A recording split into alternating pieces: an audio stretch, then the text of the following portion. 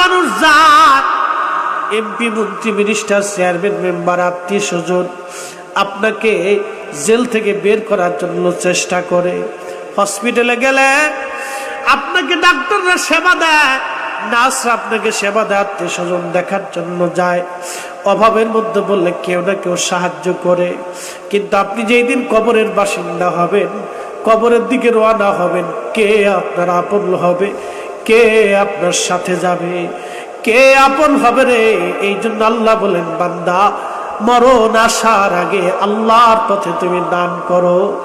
মরণ আসার আগে দান করো। মরণ আসার আগে যদি দান না করো, আল্লাহর কোরআন বলে কিয়ামতের মাঠ মানুষের হাতের গোশত বলে কামড়ায় কামড়ায় টেনে টেনে ছিঁড়ে ফেলবে, আর বলবে ফায়াকুল রব্বি লাউলা আখরতানি ইলা আজালিন করিবিন ফাআসাদদাকা ওয়া কুন মিনাস সলিহিন।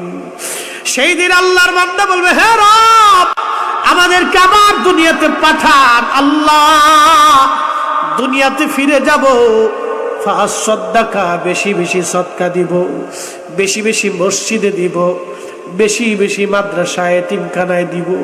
আপনারা যেই মাটিতে এখন বিল্ডিং বানান, ঘর বানান, প্রাসাদ বানান, এই জমিনে একসময় ঘর বানাতো জিনেরা।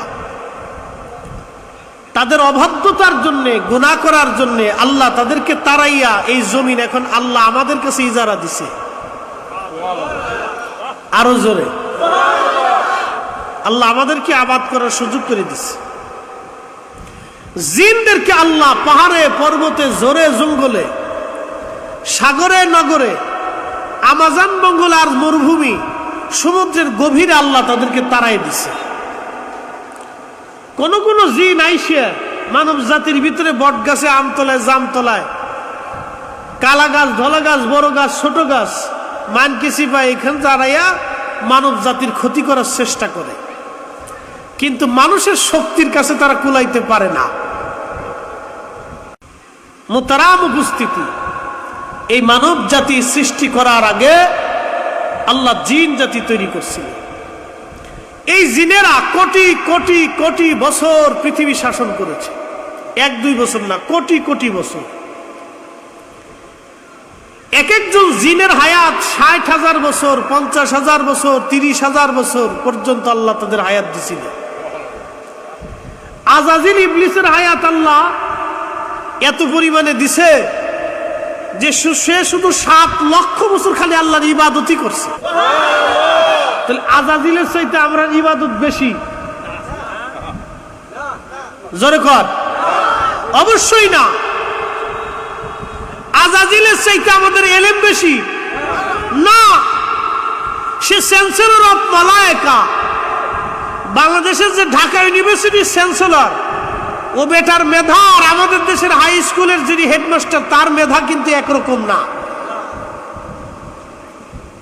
অক্সফোর্ড ইউনিভার্সিটির যিনি চ্যান্সেলর তার মেধা আর ঢাকা ইউনিভার্সিটির চ্যান্সেলরের মেধা কিন্তু একরকম না। আল আজহার বিশ্ববিদ্যালয়ের যিনি চ্যান্সেলর তার মেধা আর আমাদের দেশের মাদ্রাসার ওই মুহাদ্দিস সাহেব, মুফতি সাহেব, শাইখুল হাদিস সাহেবের মেধা কিন্তু একরকম না। তো আল্লাহ আজাজিলকে চ্যান্সেলর অফ মালায়েকা বানিয়েছিল।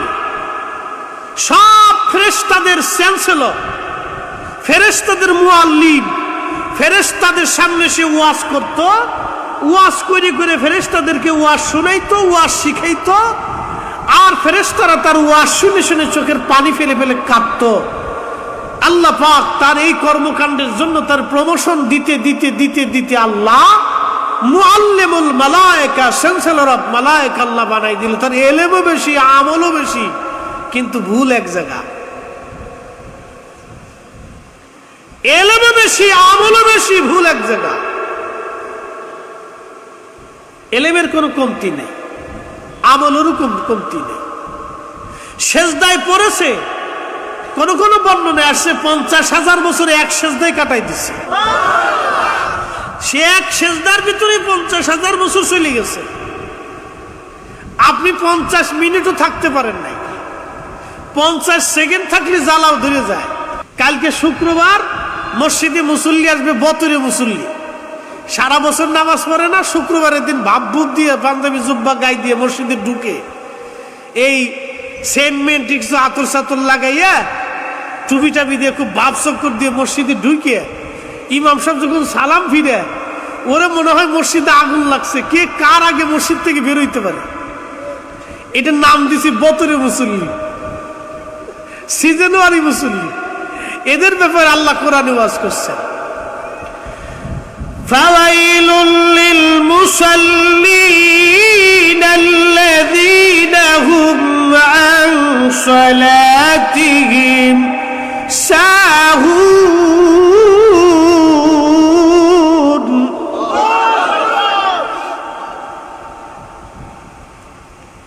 ফাওয়াইলুল লিল মুসাল্লিন, আল্লাহ বলেন তারা মানুষ দেখানো মুসল্লি,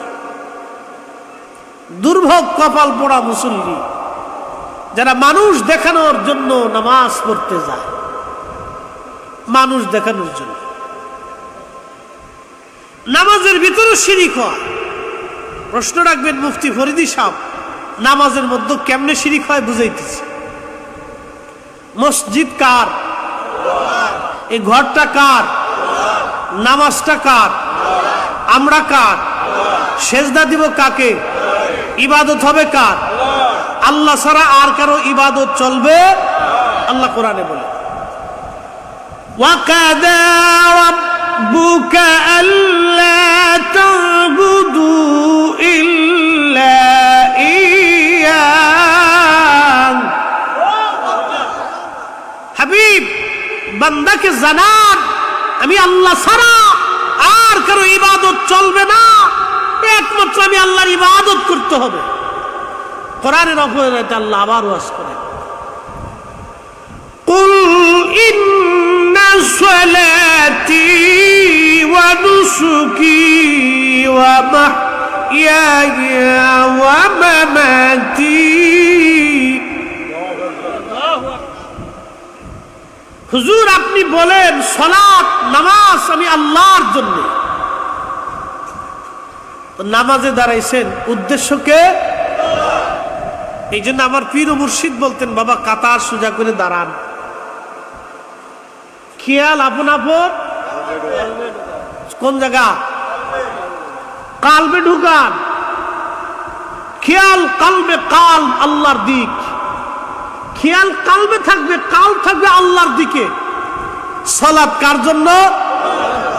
ইবাদত কার জন্য? আল্লাহর জন্য। প্রিয় ভাইরা আমার, নামাজে দাঁড়াইলেন আপনি, যদি ঢক মতো নামাজ না পড়ি তাহলে গোয়ালখালীর মুসলমান কি মনে করবে?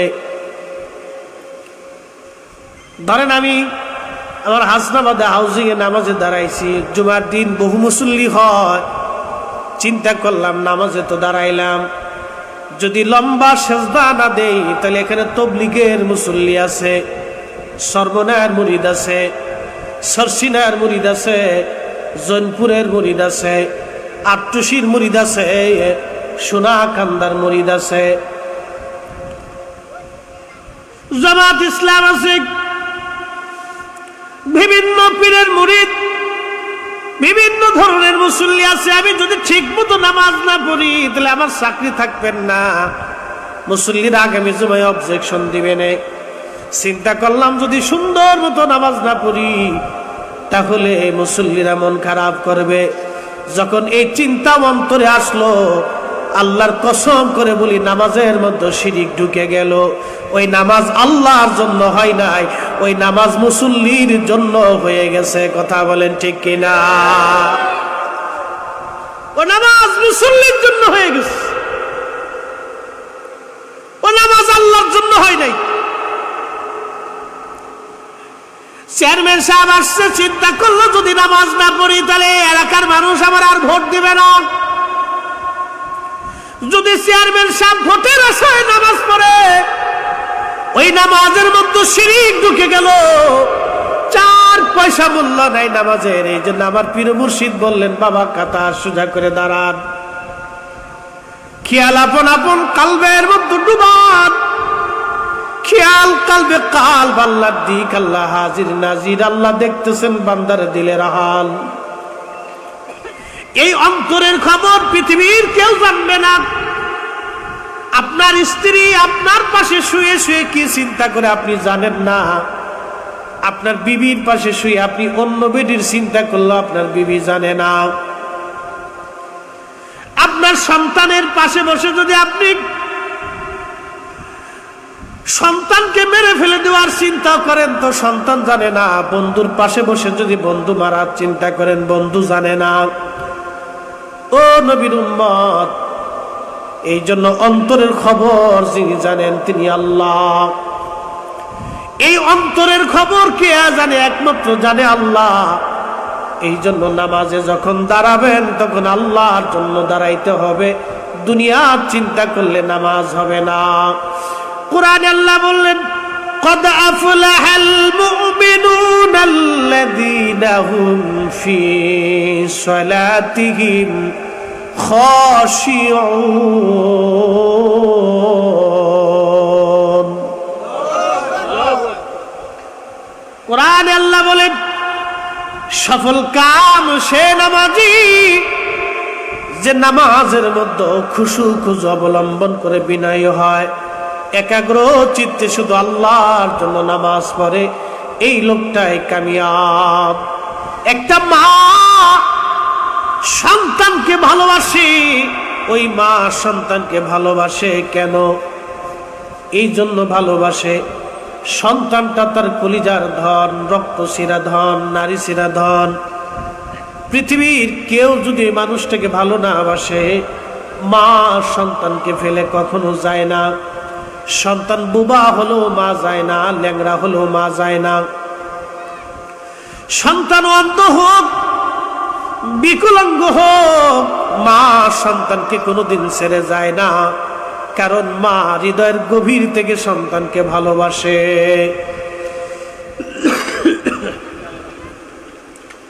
হৃদয়ের গভীর থেকে মা সন্তানকে ভালোবাসে।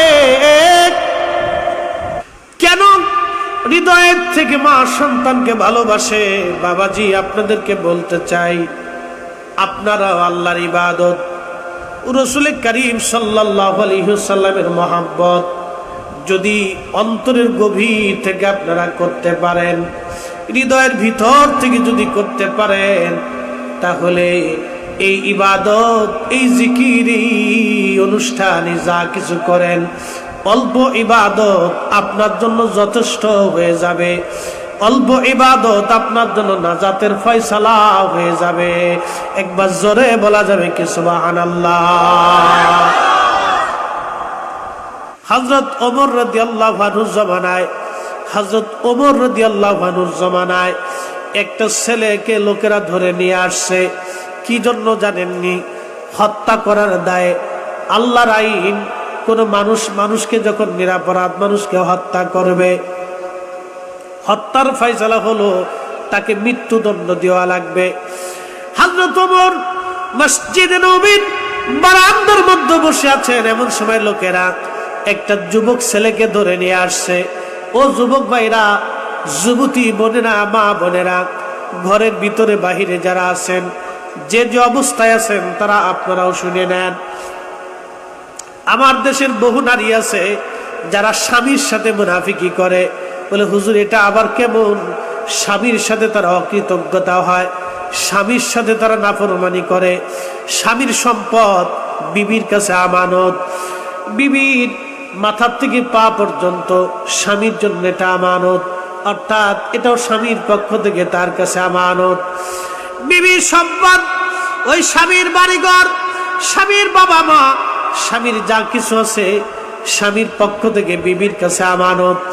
অনেক নারীরা এই আমানতের খেয়ানত করে, তারা বেঈমানি করে। আল্লাহর নবীর এই আমানতের খেয়ানতের জন্য নারী জাতিরা জাহান্নামে বেশি চলে যাবে। সহিহ বুখারীর কিতাবুল ফাজাইল, সহিহ বুখারীর কিতাবুস সালাত, বাবু সালাতুল কুসুফের মধ্যে একখানা হাদিসে কারিমা আসছে।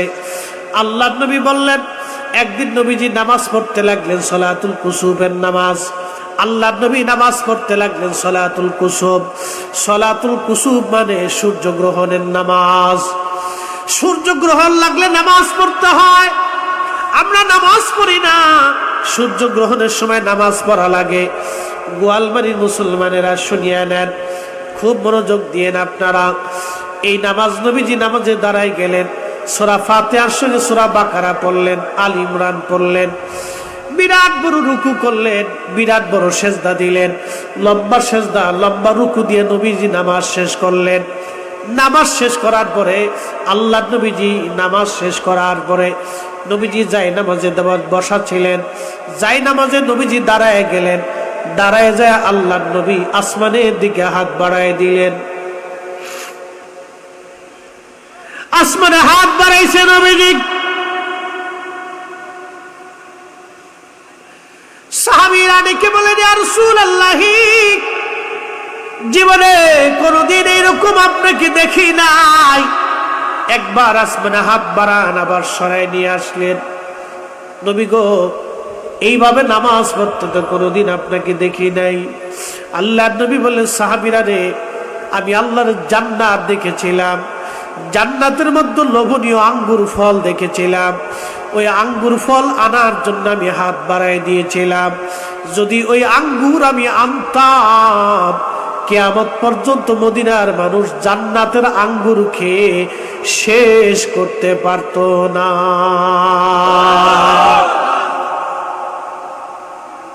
মুসল্লিরা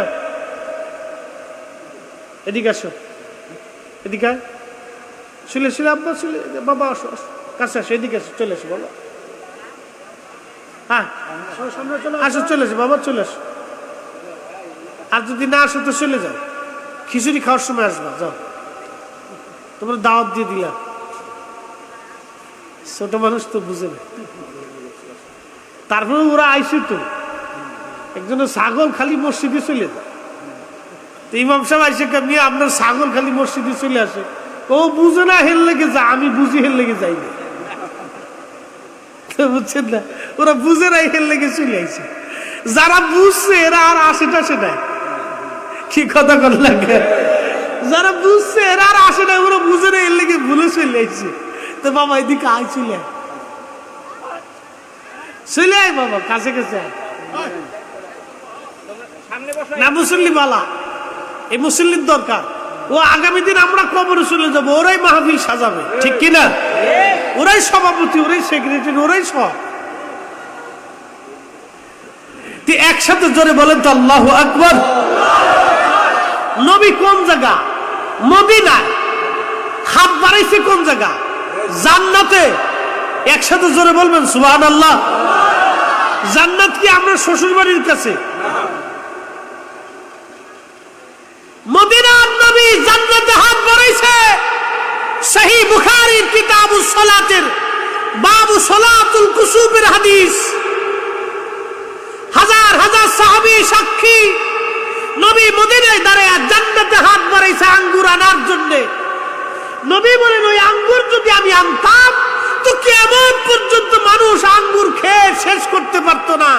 যেই নবী মদিনায় দাঁড়াইয়া জান্নাতের আঙ্গুর আনার জন্য হাত বাড়াই দিতে পারে, ও নবী মদিনাতুল মুনাওয়ারা থেকে আমার মিলাদুল মাহফিলে, রাসূলের দুরূদ ও সালামের মজলিসে, ওয়াজের মাহফিলে নবী তাওয়াজ্জুর হাত বাড়াই দিতে পারে। কথা বলেন ঠিক কিনা?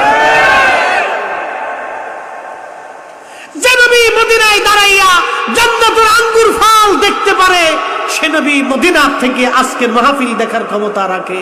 কথা বলেন ঠিক কিনা? আপনি মানলেও ঠিক, না মানলেও ঠিক।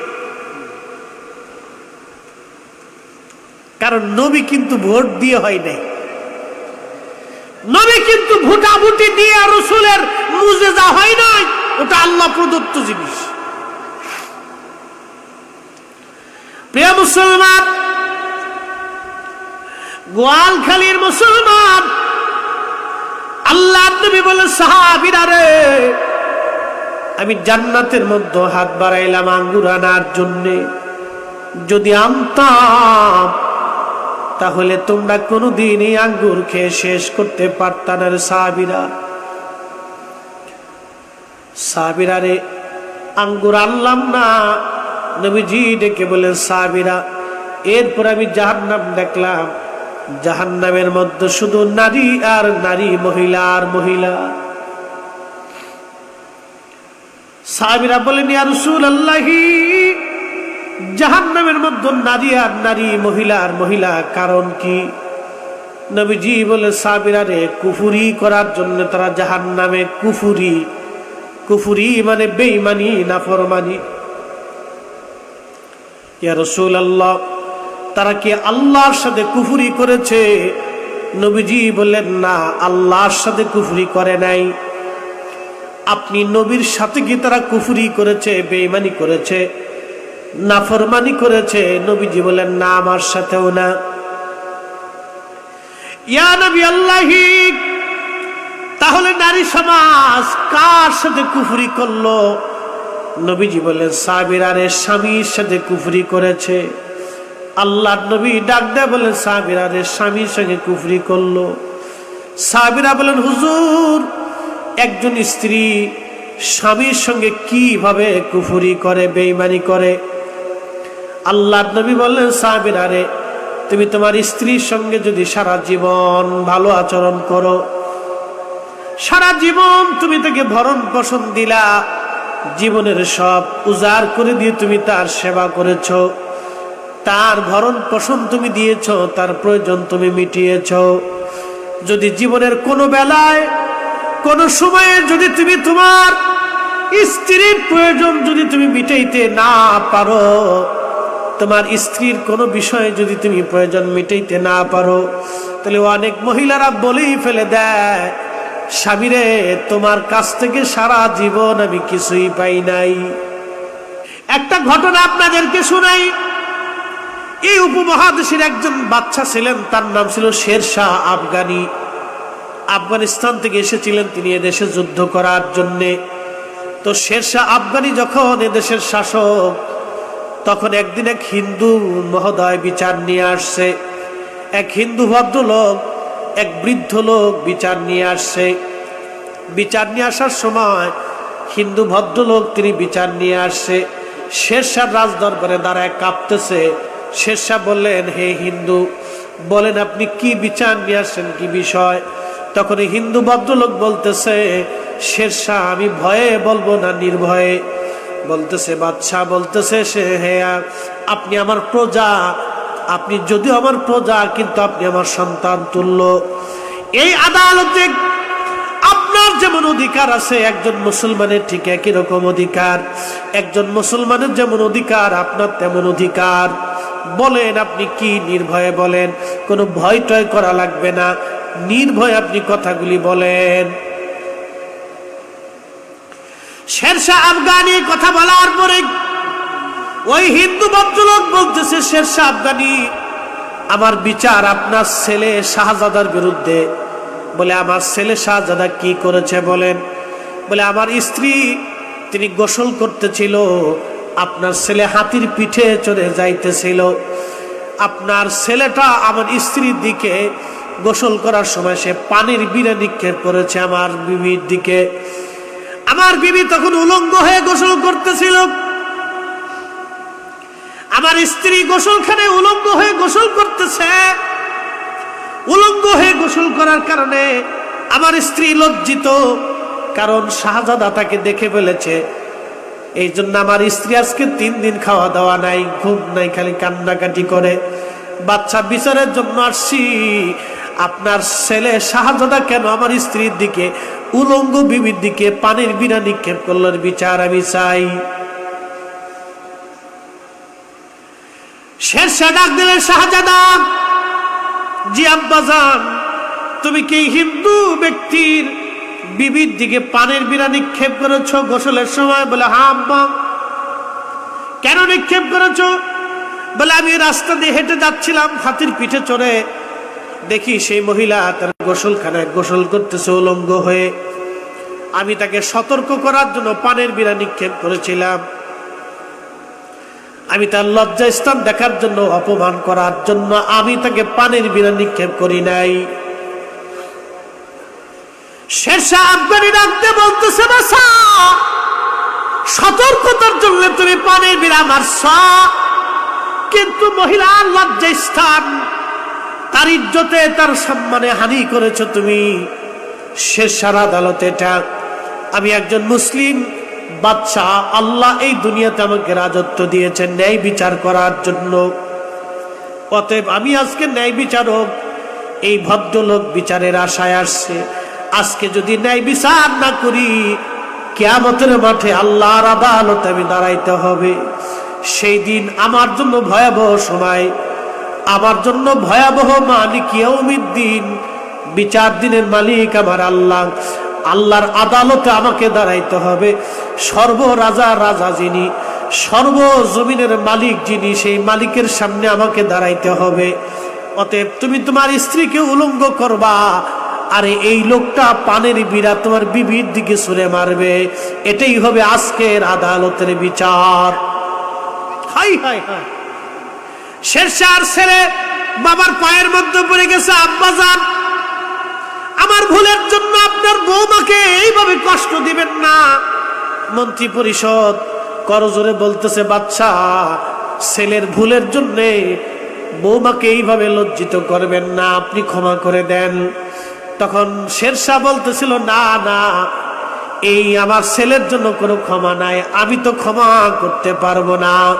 বিচার বিচারই হবে। সে যেহেতু তার স্ত্রীর দিকে পানির বিড়া নিক্ষেপ করেছে, তাহলে এই লোকটাও তার স্ত্রীর দিকে পানির বিড়া নিক্ষেপ করবে। সমানে সমানে বিচার। তখন এই হিন্দু ভদ্রলোকের মনে মায়া লাগছে। ওই হিন্দু লোকটা বলতেছে, বাচ্চা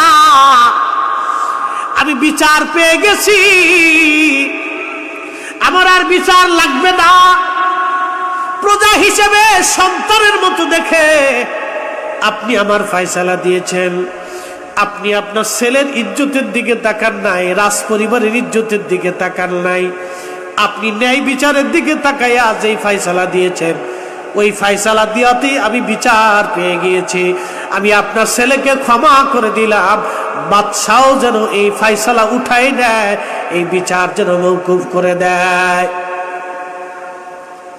তখন শেরশাহ একটা কথা বলেছিল ছেলেকে, ছেলে তুমি তাকায় দেখো, এরা প্রজা, আল্লাহ এদেরকে আমাদের প্রজা বানিয়েছে। এরা শুধু প্রজা না, এরা আমাদের সন্তানের মতো।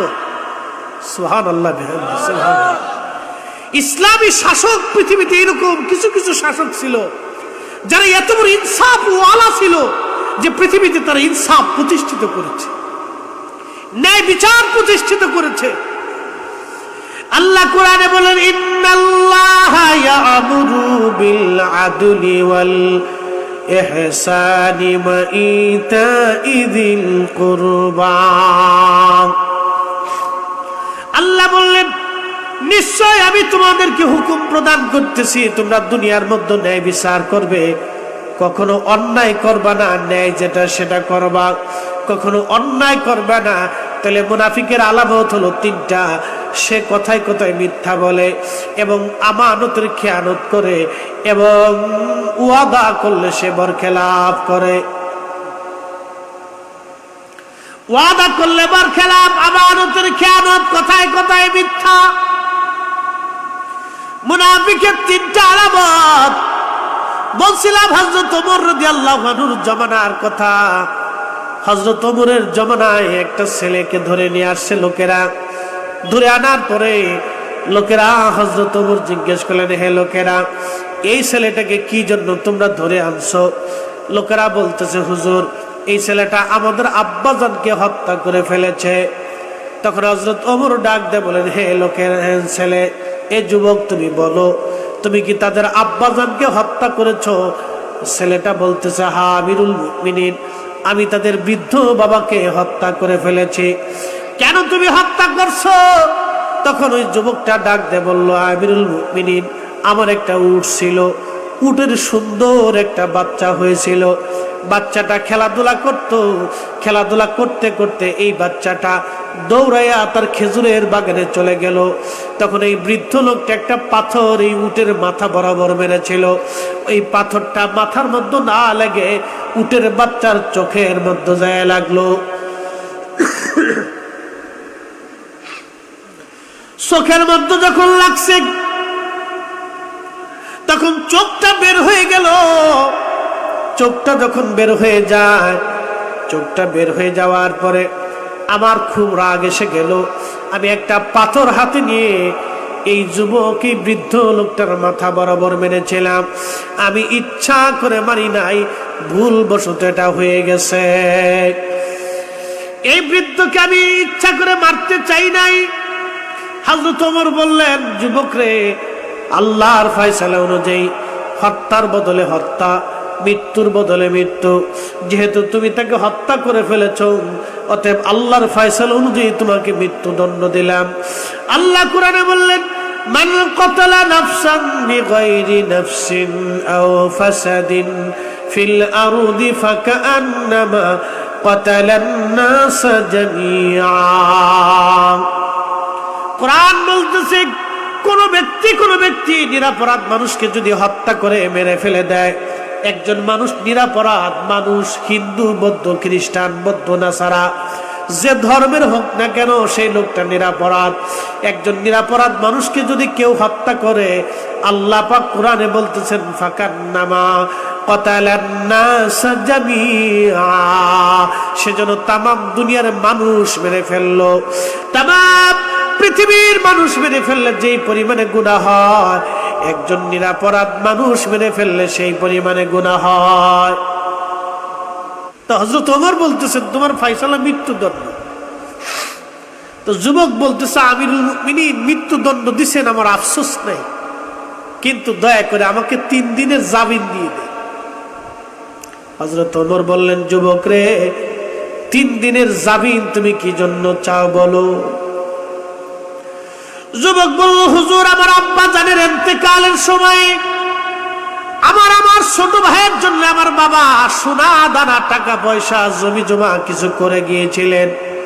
তো কিছু টাকা পয়সা, সোনা দানা আমার আব্বা জান আমার ছোট ভাইয়ের জন্য আমার কাছে আমানত দিয়েছিল। ওই সোনা দানা, টাকা পয়সাগুলি আমি আমার ছোট ভাইয়ের আমানতগুলি আমি আমার একটা মাটির মধ্যে, বক্সের মধ্যে, মাটির নিচে আমি পুঁতে রেখেছি। আমি ছাড়া, আল্লাহ ছাড়া আর কেউ জানে না। ছেলেটা ডেকে বলল, আমার ভাইয়ের আমানত আমি বুঝাই দিয়ে আসবো। হযরত ওমর রাদিয়াল্লাহু আনহু বললেন, যাও, কিন্তু তোমার জিম্মাদারি কে নিবে? যুবক বলতেছে, হুজুর, এই মদিনায় আমার পরিচিত কেউ আত্মীয় নাই যে আমার জিম্মাদারি নিবে। ওমর বললেন, জিম্মাদারি না হলে তো সারা যাবে না। তখন আবু যর গিফারি রাদিয়াল্লাহু আনহু দাঁড়ানো। হযরত ওমর রাদিয়াল্লাহু আনহুকে আবু যর বললেন, ওমর, আপনি যুবককে 3 দিনের জামিন দিয়ে দেন, এই যুবকের জিম্মাদারি আমি আবু যর নিয়ে নিলাম। একবার জোরে বলবেন কি মারহাবা। ছেলেটি রওনা হয়ে চলে গেল। 3 দিন পর হযরত ওমর মদিনার নবীর মসজিদের বারান্দায় বসে গেছে। ওই যুবক আজ আসবে, বিচারের কাঠগড়ায় দাঁড়ানো। আবু যর গিফারি বসা, সাহাবীরা বসে আছে। যুবক আসবে, আজ বিচার ফয়সালা হবে, বাদীরা দাঁড়ানো। সন্ধ্যা ঘনিয়ে যায়, কিন্তু যুবক আসে না। কারণ কি? সবাই চিন্তায়। কোন সাহাবী কেঁদে ফেললেন আর বললেন, হায়, আজকে আবু যর বুঝি মারা যাবে। কারণ ওমরের ফয়সালা তো ওমরের ফয়সালা নির্ভেজাল। যখন এই যুবক না আসবে, তখন এই জিম্মাদারির উপরে দায় বর্তাবে। আজকে একটা ছেলের জন্য নবীর একজন সাহাবী আজ মারা যাবে না, তা হতে পারে না। বাদীরা, তোমরা মামলা উঠায় নাও। বাদীরা বলল, না, বাবা হত্যার ফয়সালা না নিয়ে যাব না। ও মুসলমান, কার জমি আপনি মেরে খাবেন? কার সম্পদ আপনি নিয়ে বড়াই করবেন? এই জমিন আপনার আপন হবে না, এই জমিন আপনার হবে না। চিরদিন এই জমিনের মালিক কেউ থাকতে পারে নাই। ওই যে দেখেন, বাংলার শেষ স্বাধীন নবাব সিরাজউদ্দৌলা। আজকে সিরাজউদ্দৌলা ছিল এই বাংলার স্বাধীন শেষ নবাব। হাজার হাজার হাজার হাজার একর সম্পত্তির মালিক ছিল তারা। তাদের বংশধররা আজকে কোন রকম দিন কাটায়, তাদের কোনো বংশধর ভিক্ষা করে খায়, তাদের কোনো বংশধর আজকে ঠাই মাথা গোজার তাদের কোনো ঠাই নাই। কি কথা কর না কেন, ঠিক কিনা? এক সময় যারা জমিদার, এদেশের জমিদার ছিল, যাদের বাড়ির সামনে দিয়ে জুতা পায়ে হেঁটে যেতে পারতো না, খালি পায়ে যাওয়া লাগতো, মাথা নিচু করে কুর্নিশ করে যাওয়া লাগতো। আহা, আজকে তারা সেই জমিদাররা কোথায়? তাদের বিরাট বড় প্রাসাদ আর বিল্ডিং এর মধ্যে সামসিকে বসবাস করে, তেলাপোকা ঘুমায়, ইঁদুরে ঘুমায়, বাদুরে ঘুমায়, ওই শিয়াল কুত্তা তাদের ওই বিল্ডিং এর মধ্যে ঘুমায়। তাদের অস্তিত্ব আজকে নাই, জমিদারি নাই, তারপরে রাজত্ব একমাত্র আল্লাহ। আর দুনিয়ার ভিতর থেকে রাজত্ব তারাই করে গেছে যারা আল্লাহ বলা, আল্লাহর ওলি হয়ে কবরে চলে গেছে। আজকে রাজা গোরগোবিন্দ নাই, কিন্তু শাহজালাল ইয়ামিনী আছে। কি কথা কন না কে? গোরগোবিন্দ নাই, শাহজালাল ইয়ামিনী আছে। রাজা পৃথিবীর রাজত্ব নাই, খাজা বাবা আজমিরের রাজত্ব এখনো আছে। আর হিন্দু, মুসলমান, শিখ, বৌদ্ধ, খ্রিস্টান উনার মাজারের পাশে যাইয়া মাথা নিচু করে বসে থাকে। কথা বলে ঠিক কিনা? প্রিয় মুসলমান, এই জন্য দুনিয়ার জমিদারি বাদশাহী টাকা পয়সা কিছুই না বাপ। এখানে থাকার জন্য আমরা কেউ আসি নাই। মুসলমান চিন্তা হবে, আল্লাহ দুনিয়ায় কোনো মানুষ আমি ঠকাবো না। কেন? একজন ছোট্ট ব্যবসায়ী গরিব মানুষ, তার হক আপনি কেন নষ্ট করবেন? আপনার বোনের জমির আপনি কেন বুঝাবেন না? ভাইয়ের জমিটা কেন বুঝাই দিবেন না? এতিম সন্তান, ভাতিজা, ভাগ্নের সম্পদ কেন বুঝাই দিবেন না? হ্যাঁ, বুঝাই দেন। কেন মানুষের হক নষ্ট করে মেরে খাওয়ার ধান্দা হবে আমাদের? ও নবীর উম্মত, ওই ছেলেটা 3 দিন পর যখন সন্ধ্যা গনে গেছে, হাঁপাইতে হাঁপাইতে দৌড়ায় আসছে, সালাম দিলেন, আসসালামু আলাইকুম ওয়া রাহমাতুল্লাহ, আমিরুল মুমিনিন আমি আসছি, সূর্য ডুবার আগে চলে আসছি। হুজুর আবু যর ক্ষমা করে দেন, 3 দিন আপনাকে বড় পেরেশানির মধ্যে রাখছি। আমিরুল মুমিনিন, আমি আমার ভাইয়ের হক মিটাইছি, আমি আবার আপনার আদালতে আসছি। আমি মানুষকে মেরেছিলাম, আল্লাহর ফয়সালা অনুযায়ী আপনি আমাকে মৃত্যু দণ্ড দিবেন। আমিরুল মুমিনিন, মৃত্যু দণ্ড দিয়ে দেন, আমার আর কোনো আফসোস আমার জীবনে নাই। কারণ আমি আমার আব্বার দেওয়া ভাইয়ের আমানত আমি বুঝাই আসছি। একবার জোরে জোরে বলা যাবে কে মারহাবা। হযরত ওমর চোখের পানি ফেলে দিয়ে কাঁদে, এত ভালো ছেলে আর হবে না মদিনায়। এত ভালো ছেলে ওমরের মৃত্যুর কাঠ করা থেকে ফিরে গেছে, আবার আসছে। কল্পনা করতে পারবেন, মৃত্যুর দুয়ার থেকে, ফাঁসির কাষ্ট থেকে ফিরে গেছে, আবার ফিরে আসছে ভাইয়ের আমানত বুঝাই দি। হ্যাঁ, সোনার ছেলে, এরা মানুষ ছিল, মানুষ। এরা যেদিকে তাকাইছে পৃথিবী হয়েছে, এরা সমুদ্রের দিকে তাকাইলে রাস্তা হয়ে গেছে। জঙ্গলের মধ্যে তাকানোর পর জঙ্গলের বাঘ সিংহগুলি রাস্তা ছেড়ে দিয়েছে। শাহ আলী বাগদাদী রাহমাতুল্লাহ আলাইহি ঢাকায় এসে যখন আওয়াজ দিলেন, হে ঢাকার জঙ্গলের, এই ঢাকা তো ঢাকা ছিল জঙ্গল ঢাকা, এটা তো এখন দা কংক্রিট, দা জঙ্গল, কংক্রিট অফ জঙ্গল, এটা জঙ্গল কি বলে, জঙ্গল অফ কংক্রিট, কংক্রিটের জঙ্গল হয়ে গেছে, ইট পাথরের জঙ্গল হয়ে গেছে। এটা তো একসময় গাছগাছালির জঙ্গল ছিল, বাঘ ভাল্লুকের ছিল। শাহ আলী বাগদাদী এসে মানুষকে দাওয়াত দিলেন, হ্যাঁ আসো কালেমার দাওয়াতে।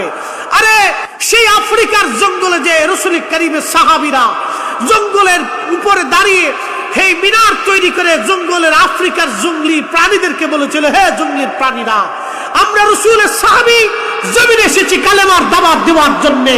তোমরা আজকে রাত্রিবেলায় ফজর হওয়ার আগেই জঙ্গল ছেলে খালি করে দিবে, যদি না দাও তো সকালবেলা তলোয়ারের ফয়সালা হবে।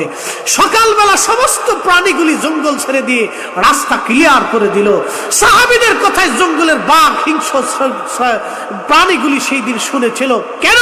তারা মানুষের মতো মানুষ হয়েছিল। কথা বলেন ঠিক না বেঠিক? মানুষের মতো মানুষ হয়েছিল। প্রিয় মুসলমান, দুনিয়া থেকে কবরে চলে যাওয়া লাগবে। হযরত ওমর চোখের পানি ছেড়ে দিয়ে কাঁদার বলে, এত ভালো ছেলে বুঝি আর হবে না। বাদীরা অন্তর আমার আল্লাহ পরিবর্তন করে দিলেন। বাদীরা দেখে বলেন, ইয়া আমিরাল মুমিনিন, আমাদের আর বুঝার বাকি নাই। যেই ছেলেটা ওমরের মৃত্যুর কাঠগড়া থেকে বাড়ি যে নিজের ভাইয়ের আমানত বুঝাইয়া মিটাইয়া আবার ওমরের মৃত্যুর কাঠগড়ায় ফিরে আসে, এই ছেলেটা আমাদের আব্বাজানকে ইচ্ছা করে হত্যা করে নাই। হত্যাটা ভুলবশত হয়েছে।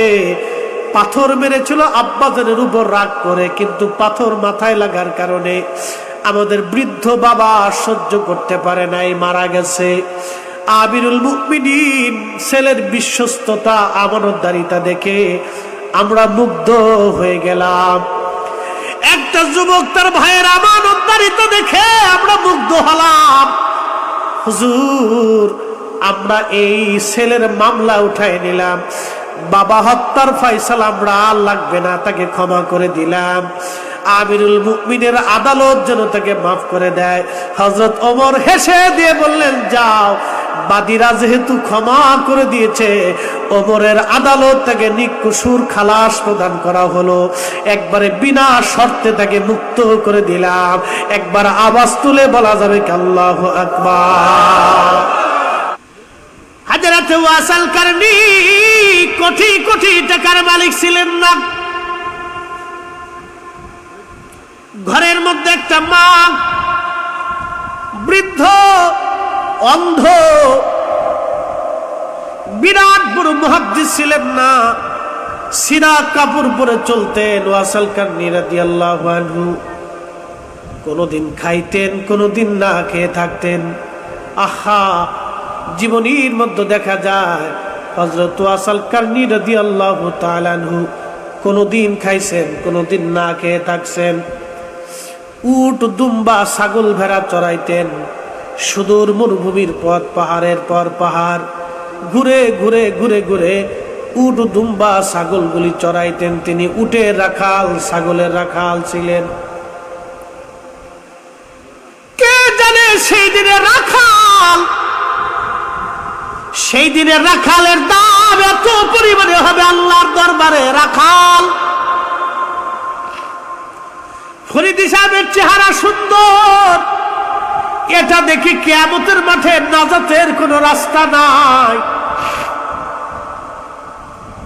বসুন্ধরা গ্রুপের মালিকের কোটি কোটি টাকা আছে, এটা দিয়ে নাজাতের কোনো ফয়সালা নাই। যমুনা গ্রুপ, বেক্সিমকো গ্রুপ, বিভিন্ন গ্রুপ বলে ইন্ডাস্ট্রির মালিক যারা, অনেক টাকার মালিক, জমিনের মালিক, এইগুলো দিয়ে নাজাতের কোনো রাস্তা, কোনো ফয়সালা নাই।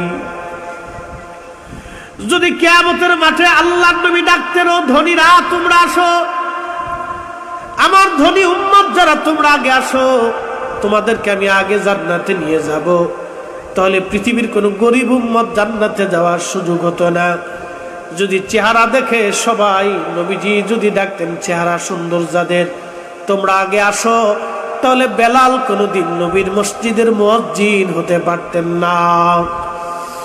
যদি মেধার জ্ঞান দিয়ে, এলেম দিয়ে, শিক্ষাগত যোগ্যতা দিয়ে যদি নবীজি কিয়ামতের ময়দানে ডাকেন, তাহলে ওয়াসাল কারনী কোনোদিন নবীর দরবারে জায়গা হতো না।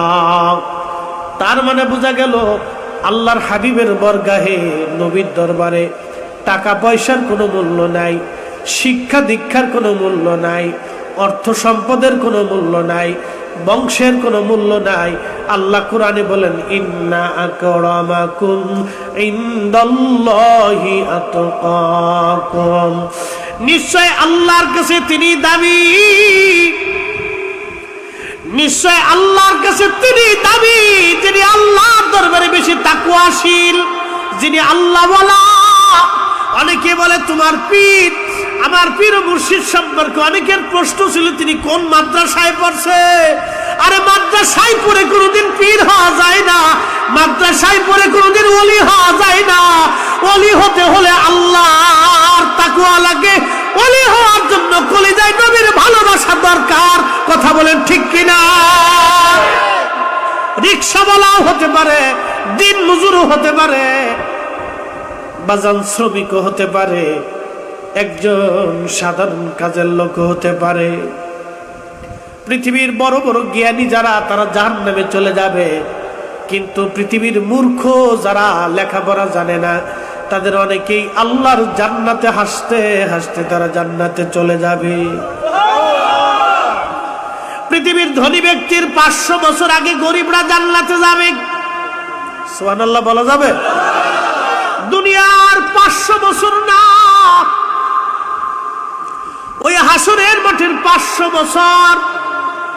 আল্লাহ কোরআনে বলেন, তা'রুজুল মালাইকাতু ওয়ার রূহু ইলাইহি ফি ইয়াউমিন কানা মিকদারুহু 50 আলফা সানা। আল্লাহ বলেন, ও আমার বান্দা, তোমরা জানো কি হাসরের মাঠ কত বড় হবে? দুনিয়ার 50,000 বছর এক জায়গা করলে যত বড় হবে, হাসরের একটা দিন হবে তত বড়। দুনিয়ার 50,000 বছর এক জায়গা করলে যত বড় হবে, হাসরের একটা দিন হবে তত বড়। হাসরের একটা দিন হবে তত বড়। সেই দিনের 500 বছর আগে গরিব যারা, তারা জান্নাতে চলে যাবে। একবার জোরে জোরে বলা যাবে কি সুবহানাল্লাহ? ও নবীর উম্মত, নবীর একজন সাহাবী, তার নাম আবু হুরায়রা। ছোট্ট একটা টুপলা নিজের কাছে সব সময় তিনি রাখতেন। খুবই অভাবী দরিদ্র সাহাবী আবু হুরায়রা একদিন নবীর দরবারে এসে বলেন, ইয়া রাসূলুল্লাহ, আমার বড় অভাব। নবী গো, ক্ষুধার যন্ত্রণা সহ্য করতে পারি না, কোনদিন খাই কোনদিন না খেয়ে থাকি। ইয়া রাসূলুল্লাহ, দয়া করে এই টুপলার মধ্যে, ব্যাগের মধ্যে কিছু খেজুর আছে, আপনি খেজুরের জন্য দয়া করে বরকতের জন্য দোয়া করে দেন। আল্লাহর নবী খেজুরের টুপলাখানা ধরলেন। ধরার পরে নবীজি বলেন, আল্লাহ, আমার আবু হুরায়রার খেজুরের মধ্যে তুমি বরকত দিয়ে দাও। নবীজি ডেকে বলেন, আবু হুরায়রা রে, খেজুরের টুপলাখানার ভিতরে বিসমিল্লাহ বলে তুমি হাত দিবা, প্রয়োজন মতো খেজুর আনবা, বিসমিল্লাহ বলে নিয়ে আসবা, নিজে খাবা, মদিনার অভাবী মানুষদেরকে তুমি খাওয়াবা। হযরত আবু হুরায়রা বললেন, 1 বছর আর 2 বছরও না, যখন খেজুরের দরকার হতো আমি বিসমিল্লাহ বলে হাত ঢুকাইতাম, খেজুর আনতাম। মদিনার হাজার হাজার মানুষ আমি 16 বছর ধরে নিজে খাইছি, মদিনার হাজার হাজার মানুষ আমি খাওয়াইছি। একবার জোরে বলা যাবে সুবহানাল্লাহ? এই আমার দিকে তাকান, খেজুর কয় টুকলা? না, জোরে কর। কত বছর খাইছে? একা একা না আরো মানুষ নিয়ে? 16 বছর এক টুকলার খেজুর খাইলেন। প্রিয় নবী বললেন, টুকলার ভিতরে কি আছে কখনো দেখবা না। এটা ওনার মাজায় সবসময় বাধা থাকতো। উসমান গনি রাদিয়াল্লাহু আনহুকে যেই দিন শহীদ করা হলো, ওনাকে বাঁচাইতে যে ভিড়ের মধ্যে ঠেলাঠেলি ধাক্কা ধাক্কিতে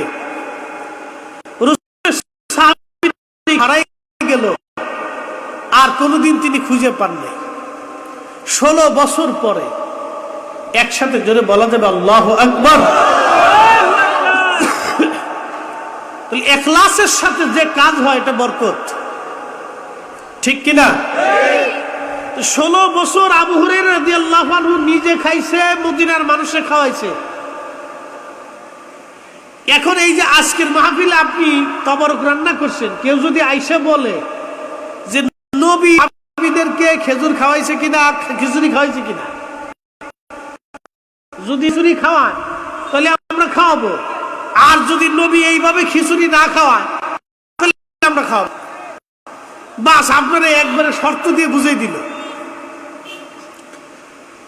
তাদের যুক্তি হলো, তোমরা যে মিলাদ পড়ো, নবী এইভাবে মিলাদ পড়ছেনি, যদি পড়ে তো আমরা পড়বো, না পড়লে আমরা পড়বো না। তুনাকে জিজ্ঞেস করবেন, তাহলে ভাই এক কাজ করেন, নবীজি এইভাবে উস্তে বত্তা দিয়ে কোনোদিন ভাত খাইছে নাকি? যদি খায় তো আমরাও খাবো, নাহলে আমরা খাবো না। কি কথা বুঝেন নাই মনে হয়? এরা জিজ্ঞেস করবেন যে নবীজি জীবনে এইভাবে উস্তে ভর্তা দিয়ে, উস্তে ভাজি দিয়ে, আলু ভর্তা দিয়ে, শুটকি মাছ দিয়ে, বেগুন ভর্তা দিয়ে এইভাবে নবী ভাত খেয়েছি কিনা? তো নবী যদি ওইভাবে খায় তাহলে আমরা ওইভাবে ভর্তা দিয়ে খাবো, আর যদি না খায় তাহলে আমরা খাবো না। ওরে ভাই, তোমার এই বেলায় নবী তালাশ করো না, দুরুদ সালামের বেলায় গেলে নবী তালাশ করো, কারণটা কি? তার মানে বোঝা গেল তোমার ঝগড়া আসলে রসুলের দুরুদ সালাম নিয়ে। নবীর তাজিম তাকরিম তোমার কাছে ভালো লাগে না। কি কথা বল, ঠিক কিনা? সমস্যা মনে। এখন কেউ যদি আইসে বলে হুজুর ওয়াজ পরে করেন, আগে জবাব দেন, এইভাবে খিচুড়ি রান্না করে বিরিয়ানি রান্না করে নবী মাহফিল দিছে নাকি? যদি দেয় তাহলে আমরা দিব, আর না দিলে আমরা দিব না। তাহলে এর জবাব কেমনে দিবেন? কর, এর জবাব আমার কাছে আছে। এরা জিজ্ঞেস করে নে, তাহলে আবু হুরায়রা রাদিয়াল্লাহু আনহু 16 বছর ধরে এইভাবে খেজুর মানুষকে খাওয়াইলেন। একসাথে জোরে বলা যাবে সুবহানাল্লাহ? কত বছর? 16 বছর ধরে নিজে খেজুর খাইছে, মদিনার মানুষকে খাওয়াইছে। একদিনের জন্য খেজুরের কমতি পড়ে না। আল্লাহু আকবার, আল্লাহ। আরেকদিন এক সাহাবী এক পেয়ালা দুধ নিয়ে আইছে, এক পেয়ালা দুধ আইনে বলতেছি, ইয়া রাসূলুল্লাহ, আমি গরিব মানুষ, এই উটের দুধ হইছে, আপনার জন্য দুধ আনছি, আল্লাহর নবী দয়া করে কবুল করে নেন। যদি কেউ মদিনাতে কোনোদিন যান, তো মদিনাতে যাওয়ার পরে আহলে সুফাদের সেই টিভিটা এখনো আছে, সেই টিলাটা, সেই ঘরের উঠান এখনো ঘিরে রাখছে। রওজা শরীফের একবারে পূর্ব পাশে দেখবেন, মানে আমাদের হিসেবের পূর্ব পাশে, বাবে জিব্রাইলের ডান পাশে। এইখানে সাহাবীরা থাকতেন, ঘুমাইতেন। আহলে সুফার সাহাবীরা কোনদিন খাইতেন, কোনদিন না খেতেন। তা আবু হুরায়রাকে নবীজি বলেন, আবু হুরায়রা, লাব্বাইক ইয়া রাসূলুল্লাহ, এই দুধের পেয়ালা একটা, সবাইরে সমানভাবে ভাগ করে দাও। আবু হুরায়রা মনে মনে কয়, আমরা মানুষ হলাম 80 জন, দুধের পেয়ালা একটা, 3 দিন ধরে আমি নিজেই না খেয়ে রয়েছি, এই এক পেয়ালা দুধ আমারই হবে না, 80 জনকে কেমনে বন্টন করব? একসাথে জোরে বলা যাবে সুবহানাল্লাহ? আমরা খাই কিন্তু বিসমিল্লাহ নাই, আমরা খাই কিন্তু বিসমিল্লাহ নাই, যার কারণে বরকত শূন্য। আমরা আপনাদেরকে একটা কথা কই, সারা জীবন মনে রাখবেন। আমাদের দেশে একদল মুরব্বী আগে ছিল, দোয়া কালাম সহি শুদ্ধ মতো পড়তে পারতো না।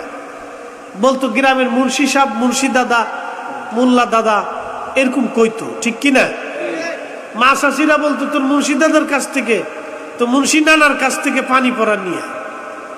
তো মুন্সি নানা সূরা কালাম পড়ে আলহামদুলিল্লাহি রাব্বিল আলামিন আর রহমানির রহিম মালিক ইয়াউমিদ্দিন ইয়াকা নাবুদু ওয়া ইয়াকা নাস্তাইন, তাদের ওইভাবে অত সহিশুদ্ধ ছিল না। ফারফইরিয়া পানির মধ্যে ফু দিছিল, যা তোর আম্মারে কোষ, সকালে খাইতে, দুপুরে খাইতে, রাত্রে খাইতে। মুন্সি দাদা পানি পড়ছে কিন্তু সূরা কালাম সহি নাই, পানির মধ্যে ফু মারছে, পানি আর পানি থাকে না, ওইটা জ্বরের ওষুধ হয়ে গেছে। না হয় না, আরো জোরে। এখন আমরাও সূরা কালাম পড়ি সহি শুদ্ধ মতো, আলহামদুলিল্লাহি রাব্বিল আলামিন আর রহমানির রহিম মালিক ইয়াউমিদ্দিন ইয়্যাকা না'বুদু ওয়া ইয়্যাকা নাস্তাঈন।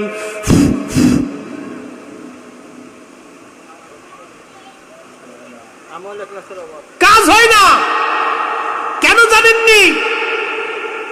আগে মুন্সি দাদার কেরাতের অশুদ্ধতা ছিল কিন্তু দিলের শুদ্ধতা ছিল। এখন আমাদের কেরাতের শুদ্ধতা হয়েছে কিন্তু দিলের শুদ্ধতা হয় নাই। মেশিন নষ্ট, মেশিন মেশিন মেশিন নষ্ট, এই জন্য ট্রিগার যতই টানেন গুলি বেরিয়ে না। কি কথা কন না কেন?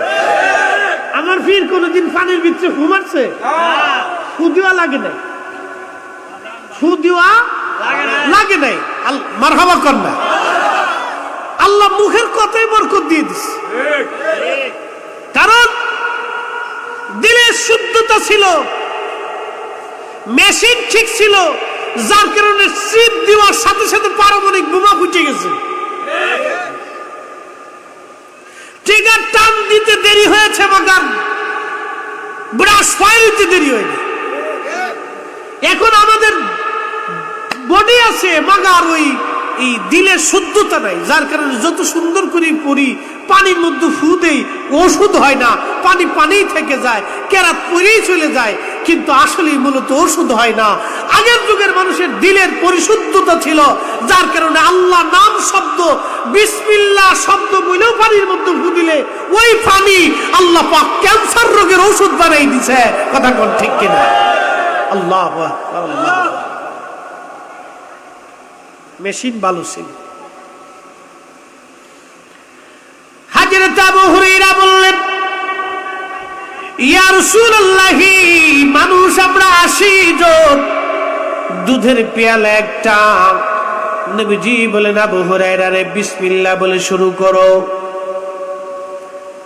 গোয়াল খালির মুসলমান বিসমিল্লাহ বলে যখন শুরু হয়ে গেল, আবু হুরায়রা বললেন, দুনিয়ার মানুষরে আমি যখন বিসমিল্লাহ বলে দেওয়া শুরু করলাম, এক এক করে দিতে দিতে 80 জন সাহাবীকে আমি পেট ভরে দুগ্ধ পান করাইলাম। এরপরে আল্লাহর নবী নিজেও বিসমিল্লাহ বলে শুরু করলেন, দুগ্ধ পান করলেন। নবীজি আবু হুরায়রাকে ডেকে বলেন, আবু হুরায়রা, বাকি দুধ যা আছে সব তোমার, তুমি এটা পান করে নাও। আবু হুরায়রা বললেন, আমি বিসমিল্লাহ বলে শুরু করলাম, দুধ খেতে খেতে পেট ভরে গেল, তারপরও পেয়ালার মধ্যে তাকায় দেখি দুধ যা হবার তাই হয়েছে, যা থাকার তাই থেকেছে, কমেও নাই বাড়েও নাই। চিৎকার